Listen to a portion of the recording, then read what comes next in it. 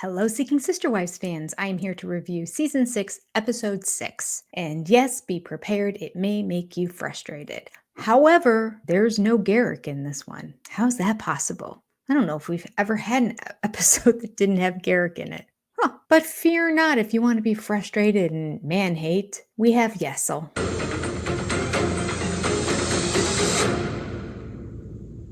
Yes, the show opens up, and I will just do all my talking about Yesel and Danny Perlata. Just cover everything that they covered in the episode about the two of them. So it starts off where the last one left off, and that is that they are at the restaurant where everyone is meeting Yesel and Danny's friends.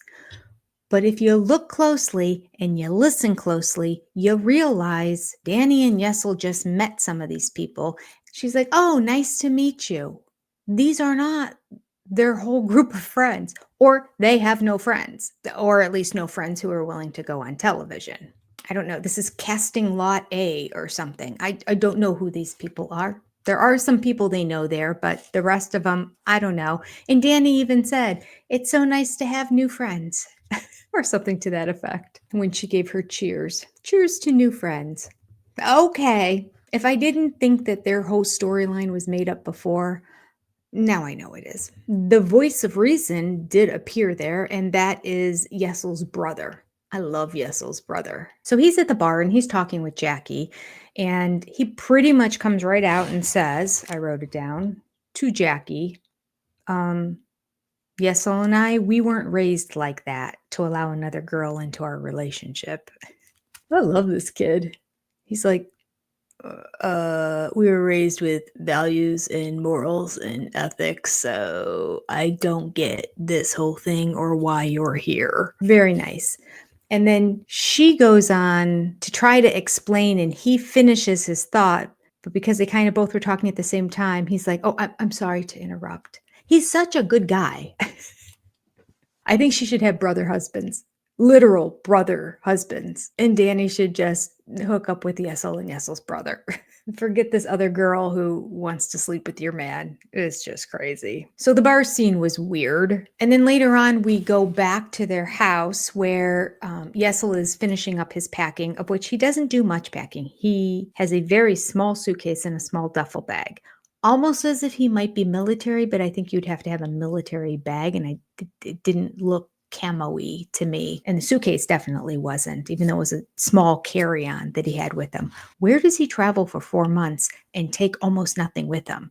That's why when I saw how lightly he packed, I thought, oh, we have a next door neighbor. He's in the reserves. And so he was saying, like, I can pick up and go on a dime and be gone for 4 months. I just throw things in my small duffel bag and off I go. So that was in my brain, but there is nothing about their storyline that mentions military, that talks about the service. There's nothing in their home that looks patriotic. I don't know. Maybe because he is in the military, he wants to keep it on the down low.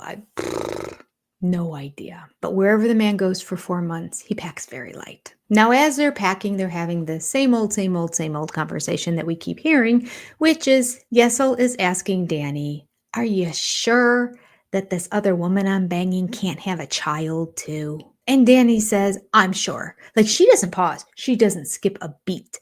Anytime he mentions it to her, she's like, "No, I'm sure." Like, she's not thinking. She doesn't need to think about it at all. Mind made up.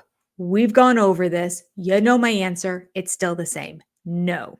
Now, does Danny realize that accidents happen? Does Danny realize that accidents happen on purpose at times? Yesel wants to have more kids. And I don't know why Danny's not. I don't know if she is having infertility issues, and that was addressed in the first episode, and I've forgotten because we're at episode 6 now. I'm not certain. Or maybe she just doesn't want to have any more kids. I don't know. But Yesel keeps saying he wants to have more kids. And oh, wouldn't you know, this new side chick wants to have kids too. Danny doesn't want to have kids. Why she wants him to have a sister wife, why she wants to have a sister wife, makes no sense. This is where I think the whole thing is made up for the show. Because who in their right mind would just say, I would just like a woman to come over here and hang out with me and drink tea. And then when my husband comes home, she'll sleep with him. For what? At least all the rest of the people say, we want to have a very large family.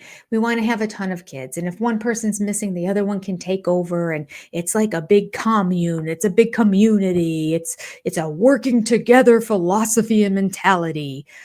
Not here. There's no reason to have what's called a sister wife in this situation. Yesel just wants a second person to bang in his house. And when Danny figures that out, Yesel's going bye-bye. And according to the chat, we are all looking forward to that day. I will say, that being said, Yesel and Danny have two adorable twin boys. So the idea of taking their daddy out of the house is not something I want to do. So I'm conflicted. I guess what I really want is Yesel to wake up, appreciate his wife, and stop seeking other women. Yesel says that when he's gone on these trips, Danny goes in her Danny bubble and she doesn't go out and do anything. And that's why he needs the sister wife, to get her out of her Danny bubble. What about her best friend? Oh, which, by the way, you had a child with her too. It's a small world. She can come over all the time. How about learning to knit? Join a crocheting club, join a walking club, a hiking club. There's a gazillion of them. You go online, find your local community, and there's a million different organizations and clubs that you can join. A book club. Start volunteering at the local elementary school. Become friends with the teachers there. Oh, I'm just getting started. There is a million things you can do before you decide to bring another woman in to sleep with your husband so that you can be her friend. Insane. Speaking of which, that leads us to Angelica and Matt. This is the same situation. Angelica so desperately wants to have a friend. She says she's never had a friend, and now she has this friend in Shanae, and it's been 3 years. She's upset with Matt because Matt is not stepping up to the plate and showing Shanae the kind of affection that she needs so that she's going to stick around. So now Shanae's dating other people. Well, in this episode, we find out that Angelica's feeling really guilty about the fact that they kind of went on this date for TV. I don't know. Now this is all starting to sound planned too. This fake date with somebody who was never interested in Matt, the witch. So Angelica's like, oh, I feel so bad. I feel so bad. I need to tell her. So Angelica goes and she meets with Shanae at a restaurant. Shanae's like, do you want to see the text that Matt sent me? And Angelica's like, oh my God, let me get a drink first. So we are all expecting the absolute worst possible text to come out. Like maybe he blames her for stuff. Maybe he just has 2 or 3 words. I don't know. She reads the text. It's lovely. It's very sincere. It's very heartfelt.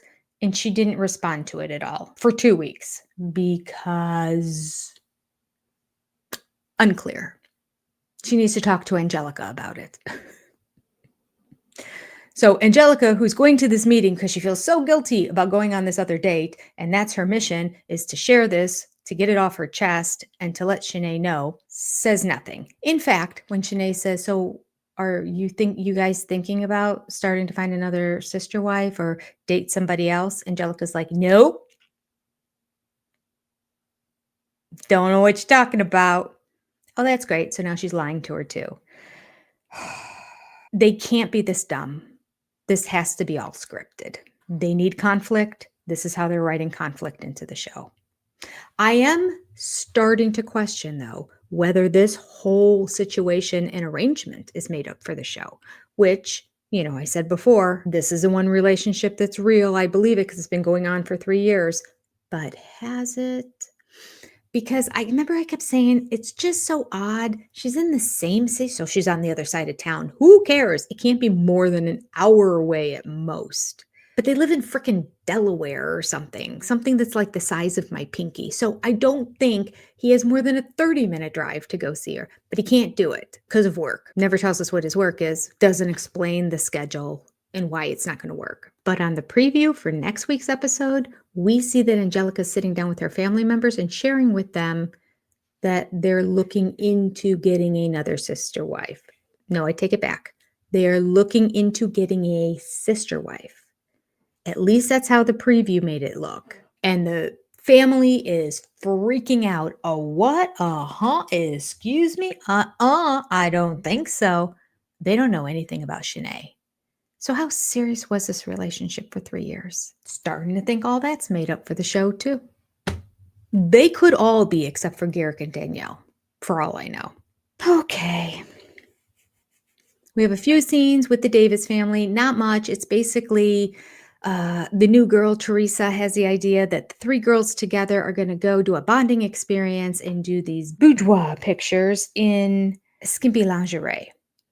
And during the whole event, Teresa keeps crying. Whether she's really crying or not is hard to disseminate. She can make her eyes be watery and glassy. That's all I can say for certain. Again, this could be scripted. Now, the Davis family is a real polygamous family. April and Jennifer have been with him for years.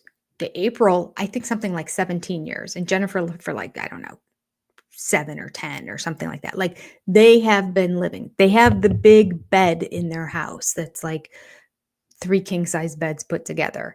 It's set up to be a polygamous house, I guess, sort of. I don't know. It's their house is very weird because of the boom boom room and everything. I'm unsure. I don't know where the kids really are. I don't know. Nevertheless, they truly are trying to seek another sister wife. I don't think this chick is it. Apparently, she is acting very, very insecure all of a sudden. Miss, I'm very demanding and I insist on marrying into this family, and I've loved you, Nick, from afar for 17 years. Oh, did I tell you I have a rap career? Now, all of a sudden, she's this willowing wallflower who cries often because of her insecurities about being in the family, about herself, about her personality, about her body, about everything. I don't know.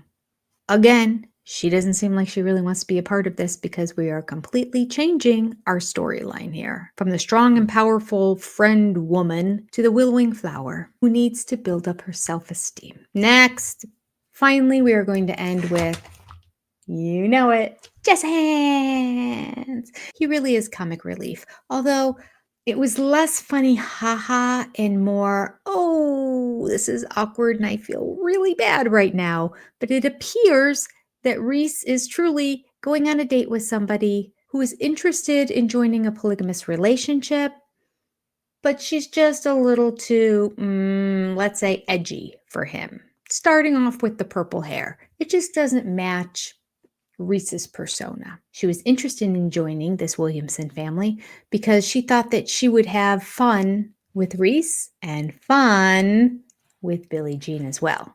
So Reese is like, oh, no.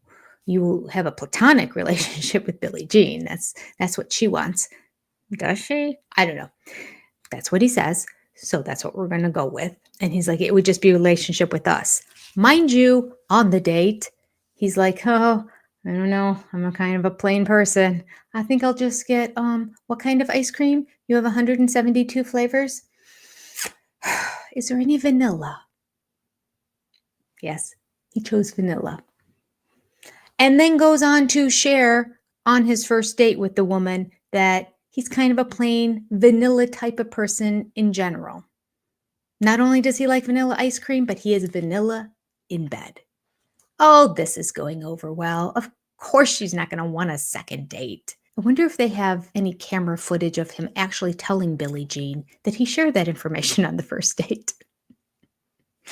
God bless him. He truly looked really nervous. Like he looked like he was going to poop. And he did say that when he's nervous, he farts a lot, which is very funny because one of our friends in chat, Jennifer, said when he realized he left his wallet in the car and it was time to pay for the ice cream, and he's like, oh no, just stay here for a second. And you could tell he was like telling the camera people even, like he's just like, everybody just freeze. I'll be right back. Like this isn't going to get on the show. He goes running out of the place and he does come back with a wallet. Jennifer believes the wallet was on him the entire time. He just needed a fart.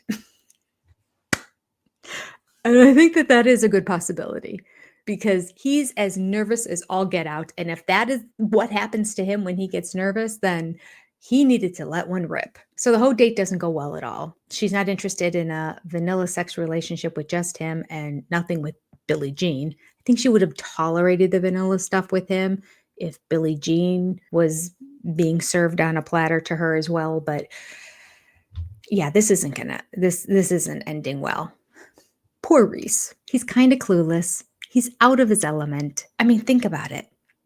If you're looking for somebody who's open-minded enough to join polygamy, and I don't mean open-minded in a positive sense, somebody who's like, yep, I'm good with that, sharing my man, it's gonna be an odd cookie. Unless they were born and raised in it and it's all they know, and so they were indoctrinated into it. They're still probably gonna be an odd cookie because they were probably raised very, very sheltered. But somebody out there who has options and choices and says, "Yep, I want that man because he's also sleeping with somebody else," something's off. I don't see how this is gonna work out that well. But in the preview for next week, no, they did a preview for the rest of the season. So this must be halfway through. There must be 12 episodes maybe because this was episode 6. Gosh, there's 6 more episodes? Anyway, it's kind of going slow for them to have 6 more episodes. They really could have done this in maybe 8 episodes and consolidated down a little bit. Or anyway, in the coming up in Sister Wives, not necessarily next week, one of the things they show is Reese going on a date with somebody else. Actually looks like somebody who might be compatible with the two of them, and apparently she's interested in a polygamous relationship. And at one point, Billie Jean says to him, "Are you starting to have feelings for this person?" And he's like, "Well, yeah." And now Billie Jean's like, "Oh, I didn't expect this. I don't like this." It was your idea, Billie Jean. Okay. That wasn't this episode. That's coming soon. Did I miss anything? I did forget one thing. In the Davis family, we have Teresa, the one who now all of a sudden has really low self-esteem. I swear I wrote down the quote here. Yes, here it is. Teresa talks about how insecure she is and how she needs to work through that and she needs to gain more confidence. And so she has decided that, quote, "I've decided that the best place to love myself more is to stay here with the Davis family." That's how she's going to grow her confidence and self-esteem. She's going to stay in a relationship with a man who keeps telling her, "I am not into you. I'll bang you, but I'm not really attracted, and I don't see this going anywhere else." She's going to stay in a relationship with him. Meanwhile, said man is banging and in love with 2 other women, and they're all going to live under the same roof. This is going to develop her self-esteem, make her a stronger woman, and help her to love herself more.